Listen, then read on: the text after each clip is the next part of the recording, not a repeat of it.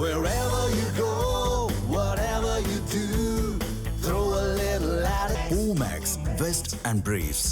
செந்தில்குமார் கூடுதல் விவரம் என விரிவாக வழங்கலாம். வணக்கம் அபிராமி. புதுக்கோட்டையில் அரசு முகாமில் தமிழ்நாடு தொழிலாளர் நலன் மற்றும் திறன் மேம்பாட்டுத்துறை அமைச்சர் முகமது பர்வேஸின் சகோதரர் ஆய்வு செய்த விவகாரம் தற்போது சர்ச்சையை ஏற்படுத்தியுள்ளது.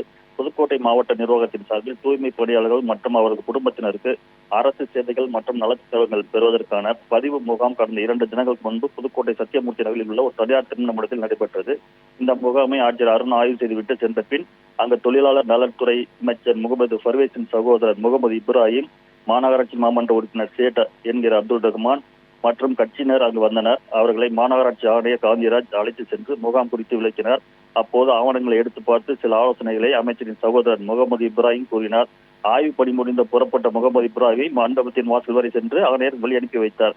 இது தொடர்பான நிர்வாகிகள் எடுத்த புகைப்படங்கள் தற்போது சமூக வலைதளத்தில் பரவி வைரலாகி வருகிறது. அரசு பணிகளில் கட்சி நிர்வாகிகள் ஆய்வுக்கு செல்லக்கூடாது, மீறினால் நடவடிக்கை எடுக்கப்படும் என கட்சி தலைமை அறிவித்துள்ள நிலையில் புதுக்கோட்டையில் தொழிலாளர் நலன் மற்றும் திறன் மேம்பாட்டுத்துறை அமைச்சரின் சகோதரர் முகமது இப்ராஹிம் ஆய்வு சென்றது புதுக்கோட்டையில் நடைபெற்ற இச்சம்பவம் பெரும் சர்ச்சையை ஏற்படுத்தியுள்ளது. இப்ராஹிம், தகவல்களுக்கு நன்றி செந்தில்குமார். தமிழ் ஜனம் சேனலை சப்ஸ்கிரைப் பண்ணாம பார்த்துட்டு இருந்தீங்கன்னா மறக்காம சப்ஸ்கிரைப் பண்ணிடுங்க.